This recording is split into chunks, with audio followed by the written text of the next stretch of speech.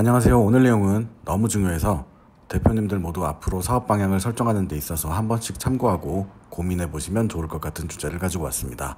요즘 주거 인테리어를 전문으로 하시는 대표님들 사이에서도 부가세를 끊어야 한다는 것이 대세로 자리 잡고 있습니다. 물론 부가세를 끊지 않는 것이 탈세이긴 합니다. 그러나 부가세를 끊지 않는 방법도 있는데 굳이 고객이 싫어하는 부가세를 끊으면서까지 할 이유가 있을까요? 그리고 부가세를 끊기 시작하면 세금 지옥 문이 열리고 건설업 면허까지 내려고 하실 테고요. 나는 장사꾼이 아니라 사업가야 라고 스스로 최면을 걸면서 결국 조금씩 빚만 늘어가는 대표님들, 본인 이야기 맞으시죠? 물론 사업 초창기이거나 아직 소소하게 하시는 분들이라면 나는 안 그렇고 그럴 리도 없다라고 생각하시겠지만 부가세를 끊고 건설업 면허를 내기 시작하면 빚이 쌓이는 건 순식간입니다. 자, 그럼 첫 번째로 왜 부가세를 끊으면 안 되는지에 대해 오늘 설명드리고, 다음으로 그럼 합법적으로 부가세를 끊지 않고 할 수 있는 방법에 대해 설명드리도록 하겠습니다. 부가세를 끊으면 안 되는 이유 첫 번째, 가격 경쟁력 약화. 일단 부가세를 끊게 되면 10%의 부가세가 발생하게 되어서 5천만 원이면 500, 1억이면 1,000만 원의 부가세가 발생하고, 이것은 모두 고객의 몫이거나 무리하게 경쟁적인 가격을 지시하게 되면 그 몫은 사장님 몫이 되죠. 사장님이 실제로 부가세를 떠안는 식의 견적을 내게 되면 안 하니만 못한 현장이 되고, 고객들에게 전가시키면 부가세를 안 끊는 것보다 10% 비싼 곳이 됩니다. 이 10%의 가격 차이가 얼마나 중요한지 사장님들 더 잘 아실 겁니다. 대부분의 경우 사업자가 아닌 경우가 더 많아 현금영수증을 발행해드리게 되는데, 나중에 양도소득세에서 감면받는 범위도 자본적 지출로 총 공사금액의 일부밖에 안 됩니다. 양도소득세는 언제 발생할지도 모르고 고객에게 제일 중요한 것은 지금 이 순간 돈이 덜 나가는 것입니다. 부가세를 끊지 않으면 고객에게 10% 깎아주는 거나 마찬가지입니다. 얼마나 경쟁력 있나요? 요즘 같은 치열한 시대에. 세금 지옥문, 부가세, 수입과 지출 관리를 정말로 잘하시는 대표님이라면 아마도 괜찮을 겁니다. 그러나 제가 경험해온 사장님들 중 압도적 다수가 세금 관리를 제대로 하지 못하셨습니다. 특히나 과거 탈세 영역에서 활동하시던 시기가 있었기 때문에 부가세를 끊기 시작하면서도 과거와 같은 지출을 그대로 유지하면 세금으로 다 털린다는 것을 잘 모르시는 것 같습니다. 과거 탈세 영역에서 인테리어를 하셨던 분들이라면 1억을 벌면 1억이 온전히 내 것이었지만 부가세를 끊는 순간부터 소득세를 내야 하는데, 대표님 혼자만의 소득이 아닌 소득 신고를 하지 않는 기술자들의 소득까지 다 대표님이 책임져야 합니다. 소득세 구간을 보면 이제 우리나라는 복지국가 다 됐습니다. 특히 인테리어 업의 경우에는 5억만 넘어도 바로 성실 납세 의무자가 됩니다. 즉 6월 신고자가 되어서 담당 세무서에서 임의로 지출을 잡아줄 수도 없다는 것입니다. 쉽게 말하면 소득이 잡힌 만큼 다 내야 한다는 것입니다. 나는 사업가다 라는 자아도취, 사업에 대한 정의 가운데 대부분이 사업은 멋지고 좋은 것, 장사는 좀 옹졸하고 안 좋은 것인 것 같이 비교하는 말들이 많습니다. 이러한 사업가가 되어야 한다는 강박도는 이상 때문인지 부가세도 꼬박꼬박 끊고 직원 4대 보험에 이런 식으로 운영하시거나 운영하고 싶어 하시는 것 같습니다. 나 이번에 세금 얼마 냈고 월급도 얼마 나갔고 하면서 투덜 반, 허세 반 섞인 말들을 많이 하시죠.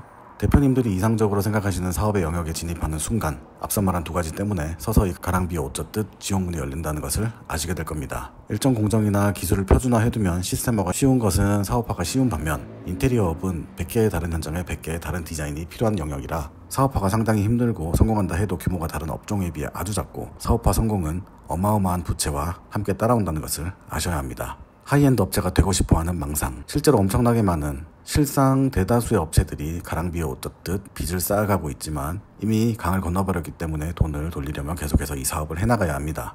그러나 이러한 대표님들의 가장 큰 착각 중 하나는 나는 하이엔드 업체로 올라설 것이고 지금은 그 과도기이며, 하이엔드 업체가 되어 자리 잡는 순간 지금의 문제는 다 해결될 것이다 라는 착각 중에 상착각이라는 것입니다. 이미 기존 방식대로 하이엔드로 올라설 수 있는 사다리는 끊어졌으며 하이엔드로 올라선다 해도 돈을 벌 수 있는 구조도 아니라는 것입니다. 유튜브에 파인 다이닝은 돈을 벌 수 없다라는 영상들이 많은 것과 같이 인테리어 업계도 마찬가지입니다.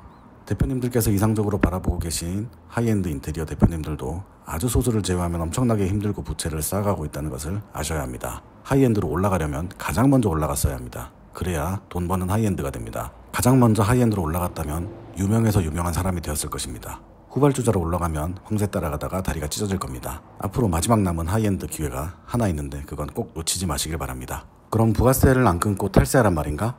부가세를 끊지 않고 탈세를 하게 되면 나중에 몇 배로 돌아오기 때문에 절대로 하시면 안 됩니다. 부가세를 끊지 않는 시스템을 만들어야 합니다. 계약의 내용, 결론부터 말씀드리면 인테리어 시공계약서가 아닌 시공감리계약서 형태로 작성되어야 합니다. 실제로 따지고 보면 대표님들이 하고 계신 것은 시공이 아닌 설계와 시공감리계약에 더 가깝습니다. 물론 일부 실제 시공을 하시는 대표님도 있으시지만요. 그럼 계약만 시공감리로 하면 해결되냐? 당연히 아니죠. 계약의 명칭보다는 실질에 따르니까요. 대표님들이 실제로 하시는 업무는 시공감리계약에 더 가깝고 그게 실질입니다. 그리고 가장 중요한 것, 견적금액 중 시공감리비, 디자인비, 환급의 대상이 되는 자본적 지출, 즉 창호, 난방, 수도, 확장에 대해서만 부가세를 1,500 이하로 끊고 직접 대금을 수령하시되 나머지 금액은 고객으로 하여금 작업자에게 직접 입금하도록 하는 방식입니다. 현장당 부가세 1,500 정도는 매입으로 충분히 커버가 될 겁니다. 이야기만 들어서는 골치 아플 것 같고 고객이 좋아하지 않을 것 같다는 생각이 드실 겁니다. 디자인비 등을 넣는 것에 대한 부담스러움, 시공감리계약의 문제없음에 대한 설득, 작업자에 대한 직접 결제에 대한 고객 설득, 모든 공정에 들어가 있던 마진을 어디에 추가로 태울 것인지에 대한 문제 등 이러한 문제점 등에 대해 문제제기 및 걱정이 있을 수 있습니다. 그러나 여기에 대한 설득 및 루틴을 만들어 놓고 적용하게 되면 오히려 더 신뢰와 만족도가 쌓인다는 것은 실제 이렇게 하고 계신 분들의 후기입니다. 여러 가지 걱정 중에 시공감리계약 전환에 대한 설득과 마진을 어떤 식으로 녹여낼지에 대한 문제가 가장 많으실 겁니다. 유일한 단점이라면 각 현장마다 금액 정산을 꼼꼼히 해야 한다는 것입니다. 고객 설득의 경우 특별히 어렵지는 않은 것 같습니다. 시공감리계약이라고 해도 고객에게 견적을 줘야 하고 그 견적에 맞추어 시공을 마무리해줘야 한다는 것은 당연합니다. 고객이 서치하기 쉽고 잘 알려진 항목들에 대해서는 절대 부풀리지 말고 정직하게 견적서에 작성하되 솔직히 털어놓고 부가세, 기타 세금, 면허비용, 기타 비용을 최대한 줄여서 최저 가격으로 고객에게 최대 혜택을 주기 위함이라는 설명과 함께 실제로 내가 가져가는 것은 견적서상 마진과 디자인비 뿐이라는 점을 어필하면 의외로 쉽게 그리고 오히려 더 신뢰하게 되는 경우가 많습니다.